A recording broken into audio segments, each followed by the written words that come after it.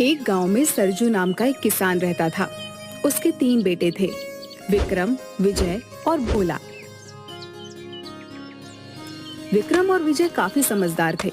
वहीं भोला को सब भोंदू बुलाते थे, क्योंकि वह बहुत सीधा था और मूर्ख भी था। बेटा, अब मैं बूढ़ा हो गया हूँ, मुझसे काम नहीं होता। बेटा भोंदू बहुत सीधा है, मुझे समझ नहीं आता वो क्या करेगा। साथ ही गांव के जमींदार की नजर हमारी जमीन पर है, पता नहीं कैसे सब कुछ सही होगा। दादाजी की जमीन पर पता नहीं कैसे उस जमींदार ने अपना नाम लिखवा लिया है। आप चिंता मत कीजिए पिताजी, कोई ना कोई हल जरूर निकल आएगा। और इस भोंदू का क्या ही करो पिताजी, भोंदू को तो कुछ भी नहीं आता। अगर कोई काम दो तो सब उल्टा ही करता है। पता नहीं भोंदू इतना मूर्ख कैसे हो गया, जबकि हम दोनों भाई इतने समझदार हैं। कहां से मूर्ख दिखता हूं मैं तुम लोगों को, हैं?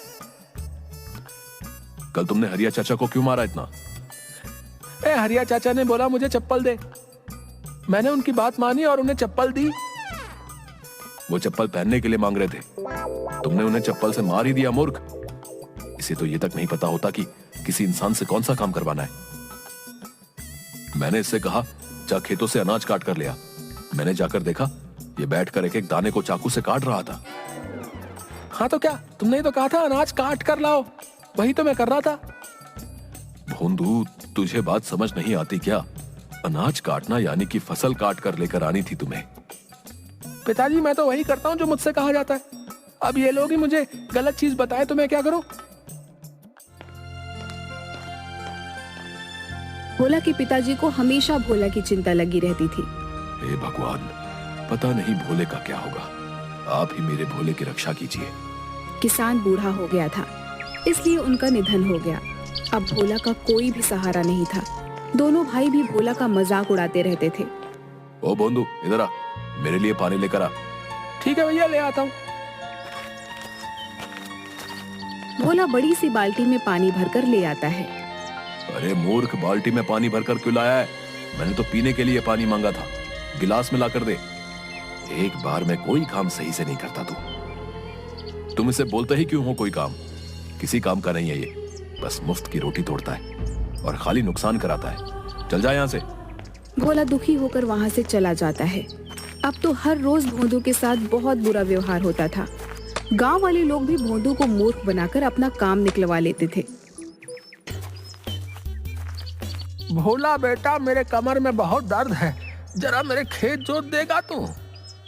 काका, खेत जोत लूंगा तो आपका कमर कैसे ठीक हो जाएगा? उसके लिए तो कमर दबानी पड़ेगी ना।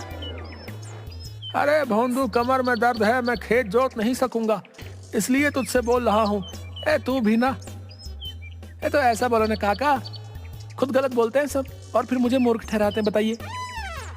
हाँ बचवा, हाँ हम ही मूर्ख हैं। जा खेत जोत, मेरे कमर की चिंता तू ना कर। भोंदू मूर्ख जरूर था, पर वह बहुत मेहनती था। वह सबकी मदद भी किया करता था। हालांकि लोग उसका सिर्फ इस्तेमाल किया करते थे। एक दिन भोंदू गांव के रास्ते से कहीं जा रहा था। अचानक उसका पैर रास्ते पर बैठे कुत्ते की पूंछ पर पड़ गया। वह सोया हुआ कुत्ता गुर्राते हुए भोंदू को देखता है और भौंकने लगता है। अरे बाप रे बाप, क्यों भौंक रहा भाई? अरे गलती हो गई, माफ कर दे। कुत्ता उसे दौड़ाने भी लगता है। माई रे माई, कहाँ फंस गया? बचाओ, कोई तो बचाओ रे। दौड़ते दौड़ते भोंदू जंगल में आ जाता है। वह जंगल के अंदर जाते जा रहा था। उसे पता ही नहीं था वह कहाँ जा रहा है। भोला भोंदू अपने घर का रास्ता भी भटक गया था। उसे जंगल की एक और लड़की दिखाई देती है जो सूखी लकड़ियों को जमा कर रही थी। ये कौन सी जगह है? ये तो जंगल है, आप यहाँ कैसे आ गए? यहाँ तो कोई आदमी नहीं आता जाता। मैं रास्ता भटक गया हूँ, मुझे नहीं पता मेरा घर कहाँ है। उसके बाद भोंदू ने सारी बात उस लड़की को बता दी। भोंदू की बातें सुनकर उस लड़की को पता चल गया कि भोला बहुत भोला है, जो अपने घर का पता भूल गया है। मेरा नाम रमा है। चलो कोई बात नहीं, जब तक तुम्हें तुम्हारे घर का पता नहीं मिल जाता तब तक तुम मेरे साथ मेरे घर चलो। मैं लकड़ियों को बेचकर अपना गुजारा चलाती हूँ, जो मिलेगा मिल बांट कर खा लेंगे, ठीक है? भोंदू खुश होकर उस रमा के साथ चला जाता है। लकड़ी बेचकर जो मिलता है वह लड़की खुशी खुशी मिल बांट कर खा लेती है। लेकिन भोदू का भोलापन अभी भी जारी था। वह अपनी हरकतों से सबको हंसाता रहता था। वहीं दूसरी ओर पता नहीं कहाँ चला गया वो भोंदू, मूर्ख कहीं का। एक तो खुद जमींदार ने हमारी जमीन ले रखी है, ये परेशानी क्या कम थी जो अचानक भोंदू भी गायब हो गया। मैं तो तंग आ गया हूँ। चिंता मत करो, कोई ना कोई रास्ता जरूर निकल आएगा। इधर कुछ दिन बाद भोदू जंगल में लकड़ी का गट्ठर उठा रहा था। लकड़ी का गट्ठर बहुत बड़ा और भारी था, जिसे भोदू ठीक तरह से उठा नहीं पा रहा था। अरे बाबा, ये लकड़ी का गट्ठर तो बहुत भारी है, उठ नहीं रहा। पता नहीं कैसे रमा इसे उठाती है। वहीं पास ही भोदू को एक पेड़ के नीचे एक साधु बाबा नजर आए, जो ध्यान लगाए बैठे थे। भोला भाला भोदू बिना कुछ सोचे समझे उन साधु बाबा को कहता है, ओ भाई, ये गठरी बहुत भारी है, थोड़ी मेरी मदद कर दो ना उठाने में। आप तो वैसे भी सो ही रहे हो। साधु ध्यान में मग्न था और साधु ने कुछ नहीं सुना।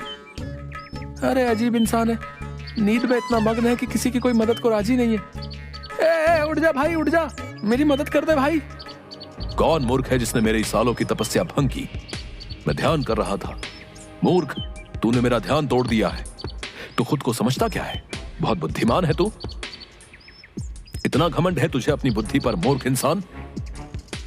लो, अब आप भी मुझे मूर्ख बोल रहे हैं। आपको नहीं पता मैं कितना समझदार हूँ? सब बस मुझे ही मूर्ख बोलते रहते हैं। तू बहुत समझदार है ना? तुझे अपनी बुद्धि पर बहुत घमंड है ना?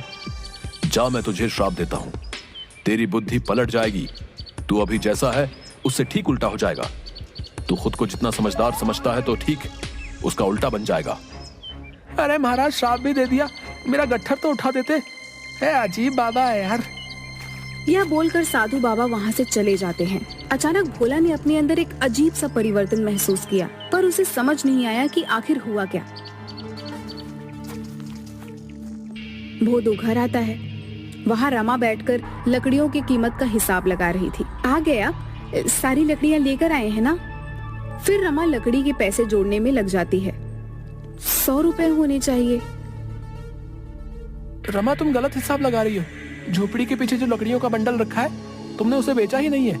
और कल तुमने 2 गट्ठर आधे दामों पर बेचा था, क्योंकि वो गीली थी, इसलिए तुम्हारे पास अभी 50 रुपए ही हैं।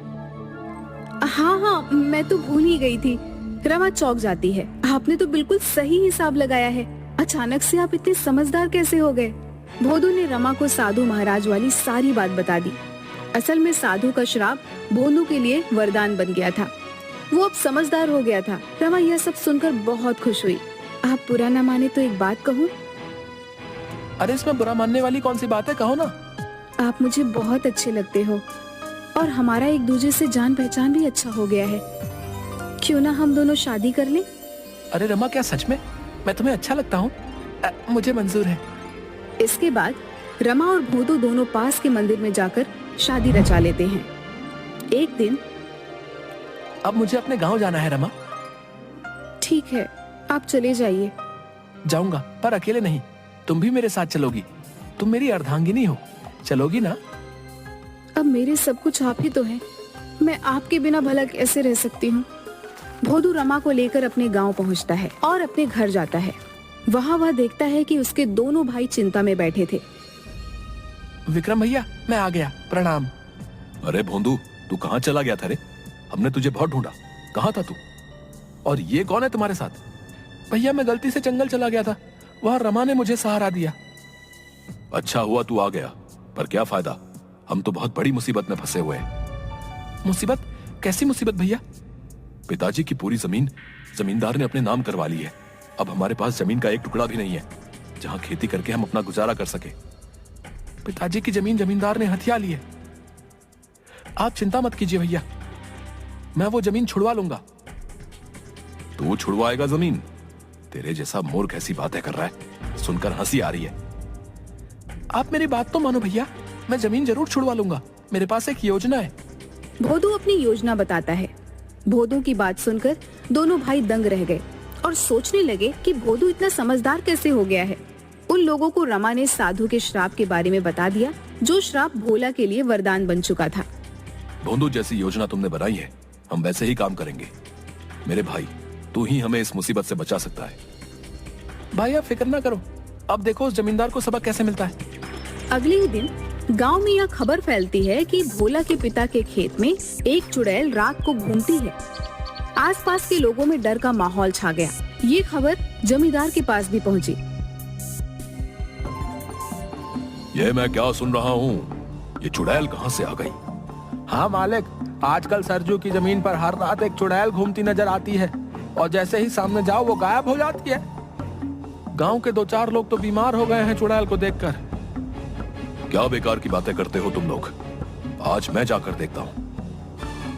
उसी रात जमींदार अपनी 4 आदमियों के साथ चुड़ैल देखने के लिए सरजू के खेत में जाता है। ये गांव वाले सब सठिया गए हैं ससुरे। न जाने कौन सी चुड़ैल दिखाई देती है इन्हें। मुझे तो कुछ दिखाई नहीं दे रहा। तभी जमींदार के पीछे सफेद कपड़ों से लिपटी बाल खुले हुए कोई आता दिखाई दिया। जय हनुमान, जय हनुमान। ये चुड़ैल कहाँ से आ गई यहाँ पर? हे भगवान, रक्षा कीजिए, रक्षा कीजिए। मालिक, चुड़ैल तो गायब हो गई है। तभी अचानक चुड़ैल फिर वहाँ आ जाती है और बोलती है, ये जमीन किसकी है? मुझे बहुत पसंद है। अब तो मैं यहीं रहूंगी हमेशा। इस जमीन पर जिसने अपना हक जताया है वो मारा जाएगा। हाँ, तुम्हें मरना है। हे भगवान, आज बचा लो। मुझे कोई जमीन नहीं चाहिए। कभी मुड़कर इस जमीन की तरफ भी नहीं देखूंगा। राम राम राम राम, मरा मरा मरा मरा। सब के सब लोग वहाँ से डरकर भाग जाते हैं। दूसरे ही दिन जमींदार ने वह जमीन विक्रम और विजय को वापस लौटा दी। अरे विक्रम बेटा, मुझसे गलती हो गई। ये जमीन तो सरजू की थी और उसी की रहेगी। हाँ, ये रहे तुम्हारे जमीन के कागज। हाँ, लाओ इधर। और दूसरी बात, अगर गलती से भी हमारी जमीन पर नजर डाली ना तो हमसे बुरा कोई नहीं होगा। वाह भोंदू, वाह, क्या दिमाग हो गया रे तेरा। तेरे प्लान ने तो सच में हमारी जमीन वापस लौटा दी। और हाँ, रमा भाभी भी कमाल की कलाकार है। चुड़ैल बनकर क्या खूब डराया जमींदार को। धन्यवाद रमा, हमारी इतनी मदद करने के लिए। धन्यवाद किस लिए जी? अब मैं भी तो इसी घर की सदस्य हूँ ना। अब तो हम सब लोग मिलकर रहेंगे। भोला को पता था कि डर से किसी भी चीज को आसानी से हासिल किया जा सकता है। इस तरह भोला की होशियारी और रमा के साथ से उन्हें उनकी जमीन वापस